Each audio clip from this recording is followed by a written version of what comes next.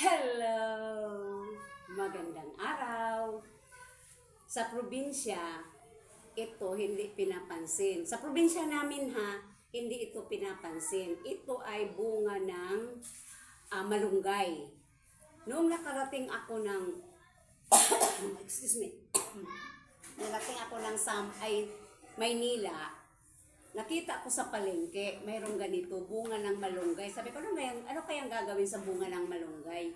Tapos mayroon akong kamag-anak, si Ate Suping. Hello, shout out Ate Suping Godines. Ayan. Siya yung nagturo sa akin paano gulayin ang malunggay. Bunga ng malunggay. Kasi ang alam ko doon is dahon lang ng malunggay ang ginugulay. O ito pala, ayan, ginagay. Pero hindi na yung mga magugulang na or yung old enough na.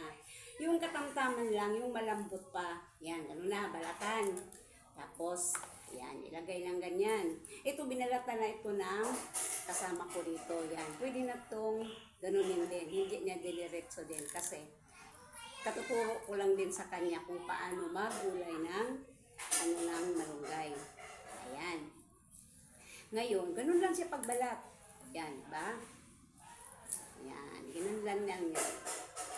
Nung araw, hindi ko alam kung paano pala gulayin ito. Yan.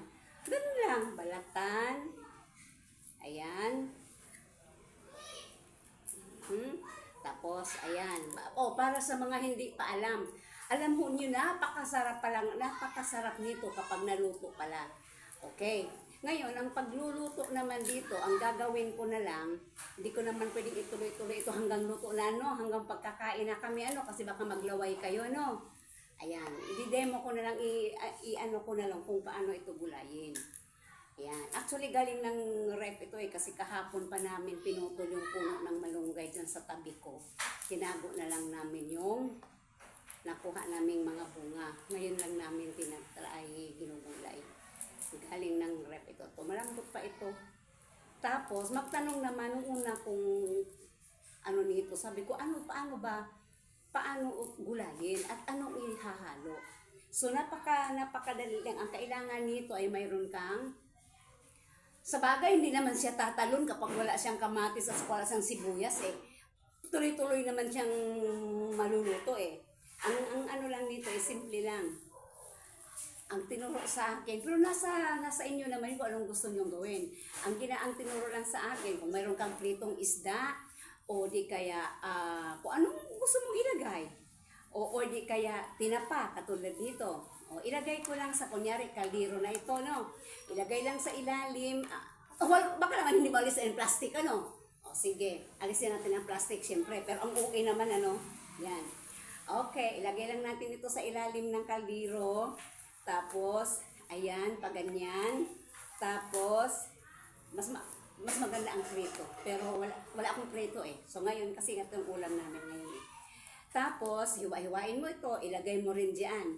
Tapos, ibaw-baw mo yung itong mga ganito, yung mga pinutol-putol mo ng bunga ng malunggay. Pagkatapos nito, pakuluan mo na to. And then, siyempre, ang unang maamoy nito pag napakuluan mo, pag hindi pa siya luto, para siyang para siyang may amoy na hindi maganda, para malangsa. Ano ba naman tawag dito? Hindi siya mabango pag hindi pa siya luto. Malalaman mo na lang na luto na siya kapag mabango na ang amoy noong iyong niluluto. Hindi naman kailangang lakasan ang apoy. Katamtaman lang din ang apoy. Tapos, one time, maalaala ko, share ko lang. May sabi ko sa inyo, itong bahay ko, ang mga tao dito, in and out lang. Kaya pag na-timingan na nagulay ako dito, kung anong ulam ko dito sa bahay, kailangan kakain sila. Wala silang karapatang mamili kung anong kakainin nila. Maliban sa mga anak ko. Talo talaga ako sa mga anak ko kapag sila na ang mamimili ng pagkain. Sabi ko sa iyo, nagugutom sila pag dating sa lamesa Pag nakita na gulay, bigla silang busog Pero sa mga Indians, yung mga in and out dito sa bahay ko, kung anong hinahain ko, yun talaga ang kakainin nila. One time, naggulay ako ng ganito. Sabi ko sa kanila, masarap ito. Nung natapos na, hinaing na sa lamesa. Nagkataon na nahuli akong pumunta sa lamesa. Nauna sila sa akin. Tapos dahil sa mabango nga, tumikim na siya. So ang ginawa niya, kumuha siya ng isang tangkay at kinain na niya. Kumain na siya. Pero hindi niya alam kung paano. Basta kumain na siya. Tapos nung pumasok na ako at umupo na ako, tiningnan niya ako. Pero siya, nguya siya ng nguya. Tapos tiningnan niya ako. Kasi ang pagkain nito, kapag luto na siya, siyempre, mabiyak siya. Isusubo mo, hahagurin mo nga siya. O di kaya, kung maarte ka, pwede mo siyang kukutsarain, kuhanin mo ang laman. Kasi itong matigas ito. Ang malambot lang nito at masarap yung nasa loob. Kaya kailangan pagbiyak mo, pwede mong kayurin sa kutsara kung medyo may pagkasosyal ka. Pero kami dito sa bahay, bibiyakin lang namin sabay hagod. Sobo, hagod. Baliktarin naman, sobo, hagod. Nakataas pa ang paan yan. Kaya nung nakita nung bisita ko dito, natawa siya. Sabi niya, ay akala ko'y ngunguyain at lunukin. Kasi hindi pa nga niya alam. Kaya nagtawanan kami. Huwag niyong lunukin ito ha. Mabibilaukan kayo. Hagorin ninyo o kutsarahin niyo kung gusto niyo. Or para masaya ang feeling mo kumakain ka ng bunga ng malunggay, ihagod-hagod lang. Wala. I-enjoy mo lang yung pagkain ng bunga ng malunggay. Okay? Lesson yan sa mga hindi pa marunong maggulay ng malunggay. Katulad ko noon. Sa ngayon, alam ko na. So, bye-bye!